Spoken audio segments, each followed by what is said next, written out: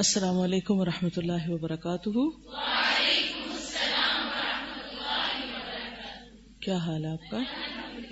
الحمد للہ، نحمده ونصلی علی رسولہ الکریم، اما بعد فاعوذ باللہ من الشیطان الرجیم، بسم اللہ الرحمن الرحیم، رب اشرح لی صدری ویسر لی امری واحلل عقدۃ من لسانی یفقہوا قولی۔ فصل نمبر 109، صفحہ نمبر 519، مقامات عشق۔ عشق کے 3 مقام یعنی درجے ہیں: ابتدائی مقام، درمیانی مقام، انتہائی مقام۔ عشق کا ابتدائی مقام ہی قابل غور ہے۔ انسان کے لیے واجب ہے کہ غور کرے اور سوچے کہ از روئے قدر و شرع معشوق تک پہنچ سکتا ہے یا نہیں۔ از روئے یعنی اس اعتبار سے، قدر تقدیر، امکانیات، اور شرع شریعت کے مطابق، شریعت اس کی اجازت دیتی ہے یا نہیں، یا یہ کہ پاسبلٹیز ہیں یا نہیں کہ جس سے وہ عشق کرتا ہے اس تک پہنچے یا اس کو پالے۔ اگر نہیں پہنچ سکتا تو ہر ممکن طریقے سے وہ اس سے بچنے کی کوشش کرے۔ کیوں نہیں پہنچ سکتا؟ نمبر 1 یہ کہ کوئی پاسبلٹی نہیں۔ مثلاً آپ دیکھیں کہ بہت سے لوگوں نے یہاں، مسلمان نوجوان بچیوں نے انڈین سٹارز کو یا انگلش فلموں کے سٹارز ہیں ان کو اپنا ہیرو بنا رکھا ہے، یا وہ ان کے عشق میں مبتلا ہیں۔ اور یہ بات میں پورے وثوق سے اس لیے کہتی ہوں کہ میرے پاس ایسے لیٹرز آتے ہیں کہ ہمیں اس مصیبت سے نکلنے کا طریقہ بتائیں، اور یہ ایک ریالٹی ہے۔ اب آپ خود سوچیں کہ ایک مسلمان لڑکی اگر ایک غیر مسلم لڑکے سے صرف اس کے حسن یا اداؤں یا اسمارٹنس یا اس کی ایکٹنگ کو دیکھ کر اس پر جان وار رہی ہے، وہ اس کی خوابوں کا شہزادہ ہے، یا وہ اس کو پانا چاہتی ہے، تو کیا یہ از روئے قدر اور شرع ممکن ہے؟ جائز ہے؟ کہاں آپ اور کہاں وہ؟ دونوں ملکوں میں جانا بھی ایک مشکل کام۔ انڈیا کا تو آپ کو ویزا ہی نہیں ملے گا، اور اگر مل بھی جائے تو اس شخص تک پہنچنا خارج از امکان۔ کسی طرح اگر پہنچ بھی جائیں تو کیا اس کو آپ پا سکتے ہیں؟ وہ آپ کا شوہر ہو سکتا ہے؟ اس سے شادی ہو سکتی؟ از روئے شریعت نہیں ہو سکتی۔ پھر کسی ایسی تصویر کو ذہن میں رکھ کے اس سے عشق کرنا اور دن رات اس کے بارے میں سوچتے رہنا اور اس کی یادوں میں کھوئے رہنا، کہاں کا انصاف ہے؟ یہی حال انگریزی فلموں اور ناولوں کا ہے کہ اس کا کوئی کردار آپ کو اتنا پسند آ گیا کہ اب وہ آپ کے دماغ پر ہوش و حواس پہ چھایا ہوا ہے اور آپ اس سے باہر نہیں آ پا رہے اور ایک عذاب میں مبتلا ہیں۔ کیونکہ آج کے دور میں انسانوں کو دیکھنا یا انسانوں کے ساتھ انٹریکشن پھر کم ہو گیا ہے۔ حقیقی انسانوں کے ساتھ زیادہ تر فتنہ کیا ہے؟ تصویر کا، موویز کا، بل بورڈز کا۔ اس پر بعض اوقات جو کچھ نظر آتا ہے وہ اصل میں حقیقت ہوتا بھی نہیں، کیونکہ ایسی ٹیکنالوجی آ گئی ہے کہ ان تصویروں میں بھی اتنی امینڈمنٹ کر لیتے ہیں اور ان کے اندر ایسے ایفیکٹس ڈال دیتے ہیں کہ وہ اتنی اٹریکٹیو نظر آتی ہیں، جبکہ حقیقت میں وہی انسان اتنا اٹریکٹیو ہوتا ہی نہیں۔ یا پھر یہ ہے کہ فلموں یا ڈراموں کے درمیان ایسی لائٹیں، ایسے رنگ، ایسے کپڑے، ایسی چیزیں پہنا دی جاتی ہیں یا ایسی طاری کر دی جاتی کیفیت، ایک ایسا آرٹیفیشل ماحول بنا دیا جاتا ہے کہ انسان اس کو حقیقت کی دنیا سمجھتا ہے، جبکہ اس کا حقیقت سے کوئی تعلق نہیں ہوتا۔ تو اگر کوئی بھی شخص کسی ایسی مصیبت میں مبتلا ہے کہ از روئے شریعت یا از روئے امکان وہاں تک پہنچنے کا کوئی چارہ ہی نہیں، تو پھر کیا کرے؟ نہیں پہنچ سکتا تو ہر ممکن طریقے سے وہ اس سے بچنے کی کوشش کرے، اور کسی بھی طرح معشوق کی جانب توجہ نہ کرے، اس کی تصویر نہ دیکھے، اس کی وہ فلم یا ڈرامہ یا کہیں بھی جو وہ نظر آ سکتا ہے وہ نہ دیکھے۔ جبکہ حال ہمارے ہاں یہ ہے کہ ایسے ہیروز کی ہر سائز کی اور ہر ادا کی تصویریں مارکیٹ میں کھلے عام موجود ہیں، نیٹ پہ موجود ہیں. چھوٹی چھوٹی بچیاں اپنے کمروں کی سجاوٹ ایسی تصویروں کے ساتھ کر رہی ہیں. کل ہی کو مجھے بتا رہا تھا کہ وہ کسی اسٹیشنری شاپ پر انہوں نے چھوٹی سی ایک بچی کو دیکھا جو شاید ابھی بالغ بھی نہیں تھی، کہ بالکل ایک نیکڈ سی تصویر لے کے جا رہی تھی. انہوں نے پوچھا کہ یہ کیا کریں گی؟ کہا میں اپنے کمرے میں سجاؤں گی. معلوم نہیں وہ کہاں کی کون سٹار تھی جس کی وہ تصویر تھی، اور پھر پیرنٹس بھی دیکھ رہے ہیں، وہ بھی کہتے ہیں معصوم بچے ہیں، کوئی فرق نہیں پڑتا، جو چاہے لگا لیں. یہی نہیں پتا کہ ان کے دماغ کو، ذہن کو، دل کو اندر سے کتنا مسخ کر رہے ہیں. یہ معصومیت انسان کو کس ہلاکت تک پہنچانے والی، کیونکہ ذہن پہ جو امیجز آتے ہیں وہ ختم نہیں ہوتے، وہ کہیں نہ کہیں انسان کی سطح ذہن پہ آ کے اس کو پریشان کرتے ہیں. اسی لیے نگاہ کی حفاظت اور ایسی چیزوں سے بچنا انتہائی ضروری ہے. پھر کہتے ہیں کہ پوری کوشش کے بعد بھی اگر وہ عشق سے بچ نہ سکا اور اس نے محبوب کی طرف اقدام سفر جاری رکھا، یعنی عملی نہیں تو ذہنی سفر جاری رکھا، ڈے ڈریمنگ کرتا رہا، اور درمیانی اور انتہائی مقام سامنے آ گیا، تو اب اس کا فرض ہے کہ عشق کو چھپائے، اس کی کہانیاں لوگوں میں بیٹھ کے نہ کرے. کیونکہ جس بات کا جتنا زیادہ تذکرہ کیا جاتا ہے وہ بات اتنی ہی زیادہ دل میں راسخ ہوتی چلی جاتی ہے. یہ تدبیریں ہیں جو آپ لوگوں سے پوچھتے ہیں نا، اس سے کاؤنسلنگ چاہیے، اس سے ملنا ہے، اس سے ٹائم چاہیے، اس سے مشورہ چاہیے، اس کو آپ لکھ کے دے رہے ہیں، اس کو لکھ کے دے رہے ہیں کہ ہم اس مشکل میں ہم کہاں سے نکلیں. تو بات یہ ہے کہ یہ تدبیریں پڑھ لیجئے، اور اگر کوئی آپ سے مشورہ کرنا چاہتا ہے تو اس کے لیے بھی اپنی ڈائری میں الگ سے نوٹس بنا کے رکھ لیجئے کہ اگر کسی کو بھی اس مصیبت سے نکالنا ہے تو اس کو کیا مشورے دینے ہیں. پہلا تو یہ ہے کہ ہر طرح اس مصیبت سے نکلنے کی کوشش کرے، اس کو دیکھے نہیں. پھر یہ ہے کہ پھر بھی اگر کسی طرح انسان رک نہیں رہا اور پہلے درجے سے دوسرے درجے پہ سیکنڈ سٹیج کینسر ہو گیا ہے تو پھر کیا کرے؟ اس کو ہر ایک کے سامنے نہ بتائے. تھرڈ پہ پہنچ گیا ہے تو آپ نے اکثر دیکھا ہوگا کہ جب تیسرے درجے کا کسی کو کینسر لاحق ہو جاتا ہے یا آخری سٹیج پہ ہوتا ہے تو لوگ عام طور پر اس مریض کو بھی نہیں بتاتے، اس کو ذکر ہی نہیں کرتے. کیوں؟ کہ وہ بار بار سوچے گا اس کے بارے میں، اور کل مرنا ہے تو آج مرے گا، ہلاکت اور قریب ہو جاتی. تو فرض کیا ہے کہ عشق کو چھپائے اور اسے لوگوں پر ظاہر نہ کرے، چرچا نہ کرے، اس کا معشوق کو رسوا اور ذلیل نہ کرے. یعنی جس کے پیچھے وہ جا رہا ہے اس کا بار بار تذکرہ کر کے کہ لوگوں میں اس کو بدنام نہ کرے، جگ ہنسائی نہ ہونے دے، کیونکہ ایسا کرنے سے شرک کے ساتھ ظلم بھی شامل ہو جاتا ہے. ظلم، کیونکہ جو شخص کسی پر کوئی الزام لگاتا ہے، کسی کے پیچھے پڑ جاتا ہے، کسی پر کسی بھی طرح زیادتی کرتا ہے، اس کے خلاف کوئی جھوٹا پروپیگنڈا کرتا ہے، یا ایون اس سے محبت کے دعوے کر کر کے لوگوں میں اس کو بدنام کرتا ہے جبکہ دوسرے شخص کا کوئی قصور نہیں. مثلا کوئی مرد کسی لڑکی کی باتیں مجلس میں کرنے لگتا ہے کہ مجھے فلاں لڑکی کے ساتھ عشق ہے، چاہے وہ اس کی کوئی کزن ہے یا رشتہ دار ہے یا جان پہچان کی ہے. اب وہ بچی تو بدنام ہو رہی ہے نا. اسی طرح اگر کوئی بھی کسی بھی طرح کسی کے بارے میں ناروا غلط بات کہتا ہے تو وہ کیا ہے؟ دراصل ظلم ہے اس کے ساتھ. مثلا آپ کسی کو کسی کے ساتھ کھڑے بات کرتے دیکھ رہے ہیں، یا کوئی بچی موبائل پہ ایک طرف ہو کے بات کر رہی ہے، ہو سکتا ہے اس کی ماں ہی اسے ڈانٹ رہی ہو اور وہ سب کے سامنے اپنا چہرہ نہ دکھانا چاہتی ہو، تو ایسے میں دیکھ کے یہ کہہ دیا جائے کہ یہ ضرور کسی لڑکے سے بات کر رہی ہے اس لیے یہ کونے میں کھڑی ہے. یا کوئی کسی کے ساتھ بیٹھ کے بات کر رہا ہے تو ان کو شک سے دیکھنے لگے کہ یہ کوئی دال میں کالا نظر آتا ہے. چلو اگر شیطان نے آپ کے دل میں وسوسہ ڈالا، لیکن یہ حق تو آپ کو ملتا ہی نہیں، کسی نے نہیں دیا آپ کو یہ حق کہ آپ اس بات کو منہ سے نکال کے کسی دوسرے سے کہیں. اگر ایسا کریں گے تو یہ ظلم ہوگا. اور اس سے آگے یہ کہ آپ لکھ کر کسی تیسرے کو پہنچانا شروع کر دیں، یہ ساری چیزیں ظلم میں شامل ہوتی ہیں. جب تک کسی چیز کے بارے میں 100% یقین نہ ہو، زبان سے نہ نکالے، اور 100% بھی ہو تب بھی کیا کرنا چاہیے؟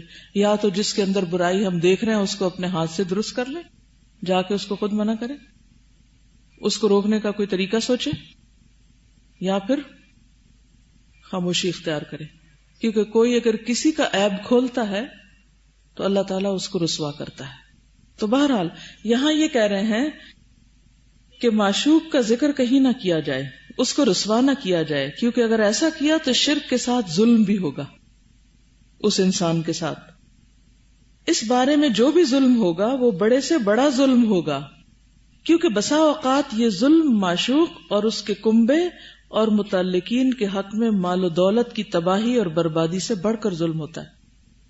کسی انسان کی عزت کے ساتھ کھیلنا اس کے مال اور جان سے بڑھ کر اس کے لیے نقصان دہ ہوتا ہے، کیونکہ آپ دیکھیں کہ اگر مثلاً کوئی لڑکا کسی لڑکی کا سر عام ذکر کر رہا ہے، اب اتفاق سے اگر اس کی شادی اس کے ساتھ نہیں ہوتی اور وہ لڑکی کسی اور کی بیوی بنتی ہے تو آپ کو پتہ ہے اس کی زندگی کتنی حرام ہوگی۔ مرد اس پہ ہمیشہ ہی شک کرتا رہے گا کہ اس کے دل میں تو لازماً اس لڑکے کا خیال ہوگا، اور وہ اس شک کی مصیبت میں خود بھی مبتلا رہے گا اور اس کے گھر کی زندگی بھی حرام ہوئی رہے گی، اور ان کے آپس کے ازدواجی تعلقات ہمیشہ متاثر رہیں گے۔ تو اب آپ دیکھیں کہ جن گھروں میں مرد بیویوں پہ شک کرتے ہیں اور چھوٹی چھوٹی بات میں کس کا فون آ گیا، کس کو فون کر رہی ہو، کہاں جا رہی ہو، کون آ رہا ہے، اس سے کیوں بات ہو رہی ہے، اور اس بنا پر پھر وہ موڈ آف کر لیتے ہیں، ناراض ہو جاتے ہیں، حقوق نہیں دیتے، تو کتنا زیادہ اس لڑکی کے اوپر ظلم ہے۔ اس کا آغاز کہاں سے ہوا؟ وہ بیچاری ہو سکتا ہے کہ بالکل غافلات المومنات میں سے، بھولی بھالی معصوم لڑکی، اس کا کوئی قصور نہ ہو، لیکن کسی نے خواہ اس کو بدنام کر دیا۔ تو یہ بہت بڑا ظلم ہے، کسی کا مال چرانے سے بھی زیادہ اس کے ساتھ زیادتی ہے کہ اس کی عزت کے ساتھ کھیلا جائے۔ اس عشق کی وجہ سے خواہ معشوق کی ہتک اور بے عزتی ہوتی ہے، اس کا جا بجا چرچا ہوتا ہے، طرح طرح کی بے سر و پا باتیں اس کے متعلق اڑائی جاتی ہیں، اور پھر ماننے والے بہت کچھ ایسی باتیں مان لیتے ہیں، یعنی جھوٹی باتیں ہوتی ہیں لیکن وہ کہتے ہیں ہاں کچھ تو حقیقت ہوگی، اور جھٹلانے والے جھٹلا بھی دیتے ہیں۔ دونوں طرح کے لوگ ہوتے ہیں، جب بھی کسی پہ الزام لگتا ہے دو طرح کے لوگ ہمیشہ موجود رہے ہیں۔ واقع یہ ہے کہ ادنا سے ادنا شبے کی بنا پر اس بات کی تصدیق کرنے والے زیادہ ہوا کرتے ہیں۔ جب بھی کہا جائے کہ فلاں مرد یا فلاں عورت نے ایسا کام کیا ہے تو 1000 میں سے 999 آدمی اسے سچ مان لیں گے، ٹھیک ہے نا، اور صرف ایک آدمی اس کی تکذیب کرے گا۔ خصوصاً عاشق کی بات بے گناہ معشوق کے حق میں معشوق کی بات کے مقابلے میں قطعی اور یقینی مانی جاتی ہے، یعنی دوسری طرف کی کوئی نہیں سنتا۔ معشوق کے متعلق غلط، جھوٹا، بے سر و پا افطرا اور بہتان باندھا جائے تو لوگ اسے مان لیتے ہیں اور اس پر یقین کر لیتے ہیں، اور اس میں جھوٹ کا احتمال تک نہیں سمجھتے۔ اور آپ نے دیکھا ہوگا کہ کئی ینگ بچیاں ماں باپ کی ابیوز کا بھی شکار رہتی ہیں، ان کے اپنے ماں باپ ان پہ شک کرتے رہتے ہیں بے بنیاد باتوں کی وجہ سے، اور زندگی کتنی حرام ہو کر رہ جاتی ہے اگر ماں باپ جیسی ہستیاں بھی بچوں کو تحفظ دینے کے بجائے اور ان کے اوپر اعتماد کرنے کے بجائے ان کو شک کی نگاہ سے دیکھتے رہیں کہ یہ لازمن کو خرابی کر رہی ہے، تو وہ اس پہ یقین کر لیتے ہیں اور اس میں جھوٹ کا احتمال تک نہیں سمجھتے۔ کہیں عاشق و معشوق اتفاق سے کسی جگہ مجتمع ہو گئے، اکٹھے ہو گئے تو معشوق کی شامتی آ گئی۔ تمام لوگ یہی کہتے ہیں کہ یہ کسی وعدے کی بنا پر یہاں جمع ہوئے ہیں، کوئی ملی بھگت تھی، اور پھر اس بارے میں طرح طرح کی بدگمانیاں اور شبہات اور خیالات پیدا ہوتے ہیں۔ جھوٹی، غلط اور بے سر و پا باتوں کا اس طرح یقین کر لیا جاتا ہے جس طرح محسوس اور چشم دید امور کا یقین کیا جاتا ہے، گویا آنکھوں سے دیکھی ہوئی ہے کوئی چیز۔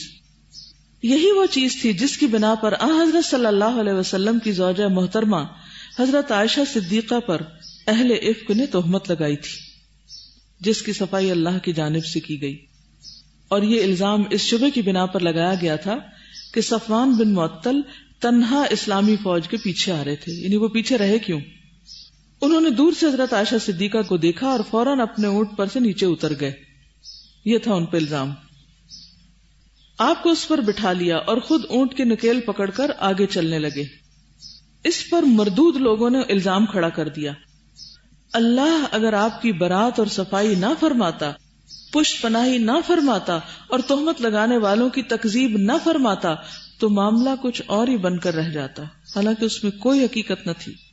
مقصود یہ ہے کہ حرام اور ناجائز کے لیے عاشق کا اظہار عشق معشوق کے حق میں زبردست ظلم ہے، اس پر اس کے خاندان اور قرابت داروں پر بلا وجہ ظلم اور جور ہے۔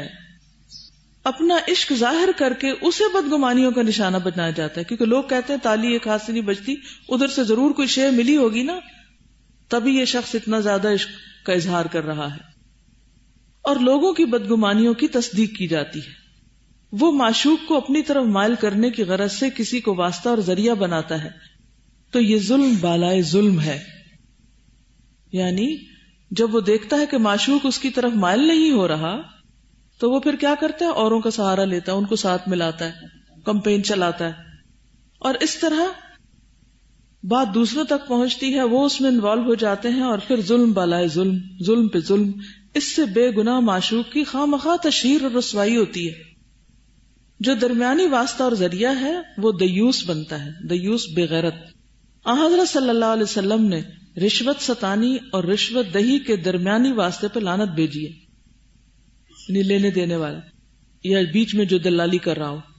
پھر اس دیوس کے لیے کیا کچھ نہ کہا ہوگا، جو عاشق اور معشوق کی حرام ملاقات کا ذریعہ اور واسطہ ہے، یعنی پیغام بر ہے، پیغام رساں ہے، اور وہ اس کی طرف سے جھوٹی سچی باتیں لا کے اس کو بھی مائل کر کے پھنسا رہا ہے۔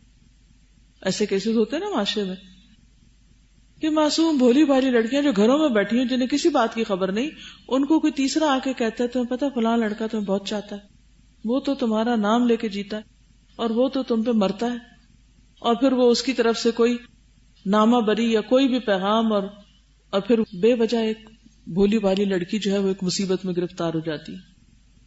تو یہ جو بیچ کا شخص ہے اس سے بھی ہوشیار رہنے کی ضرورت ہے، جو دراصل فتنہ پرداز ہے۔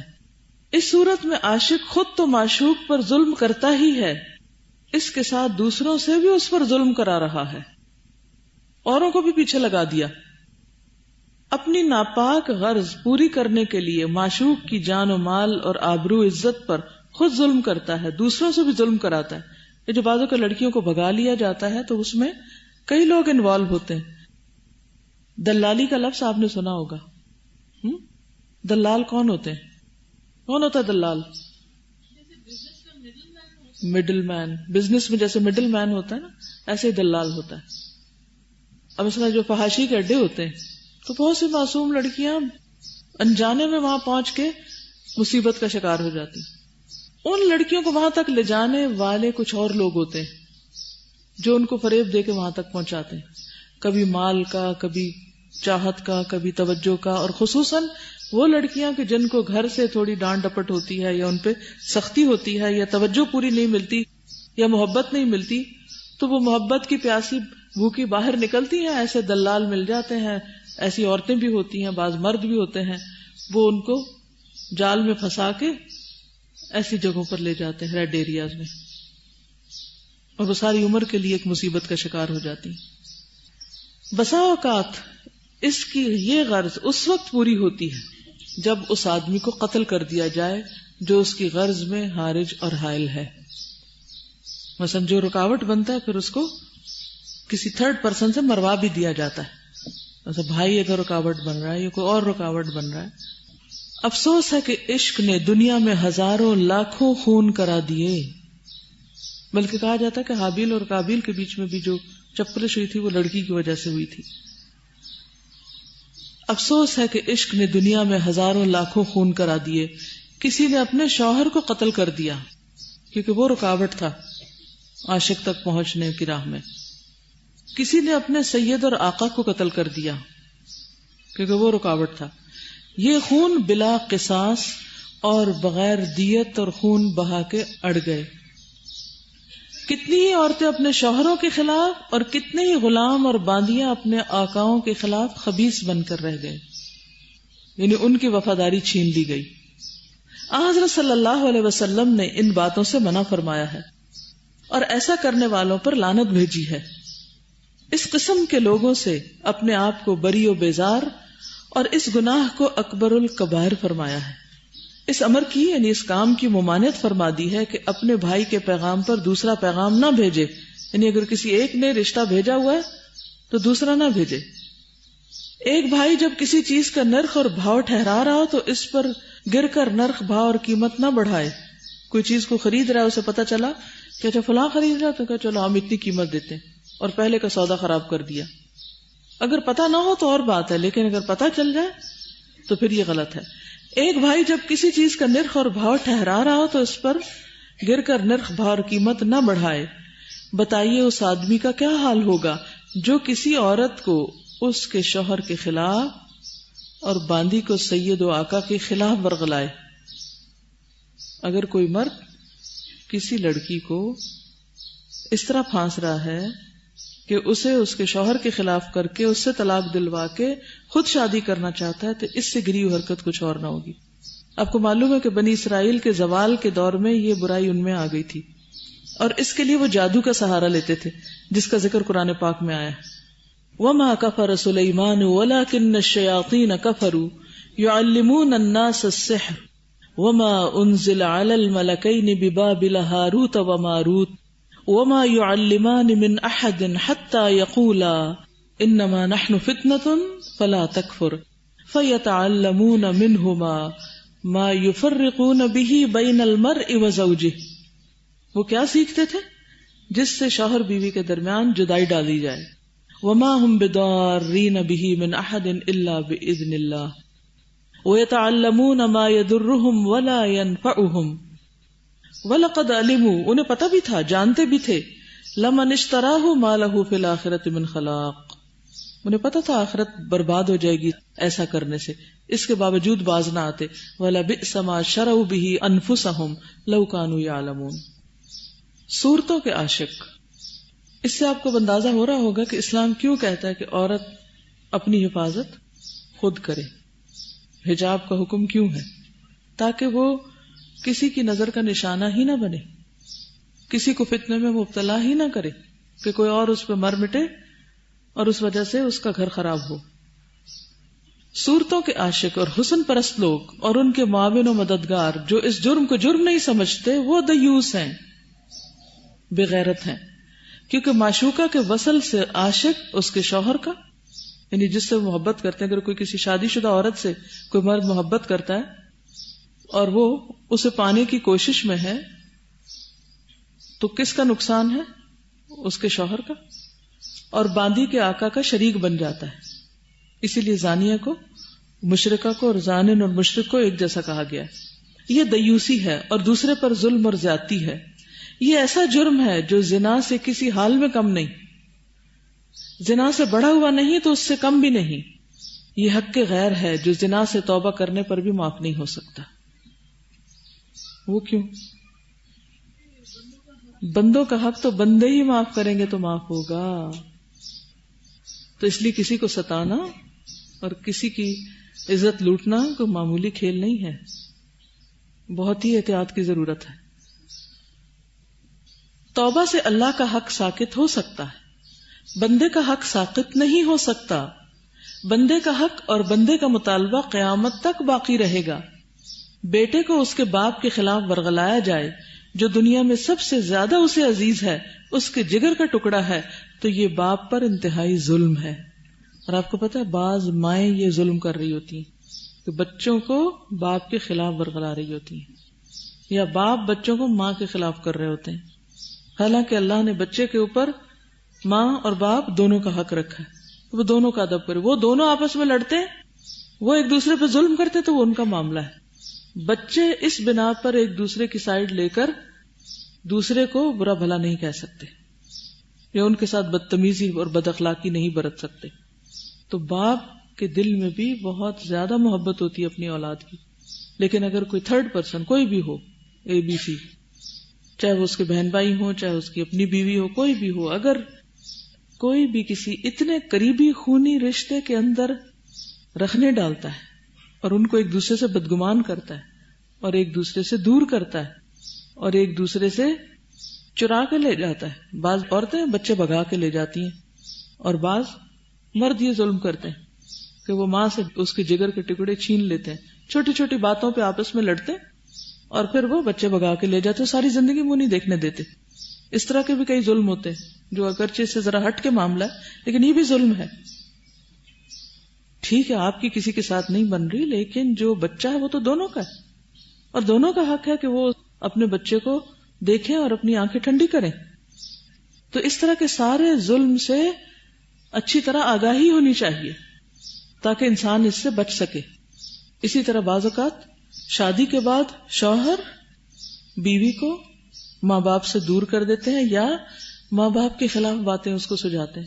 تمہارے ماں باپ تو ایسے ہیں اور وہ ایسے ہیں اور وہ ایسے ہیں, اور وہ معصوم بھولی والی بچی اپنے ہی ماں باپ کو مجرم سمجھ کر ان سے دور ہو جاتی.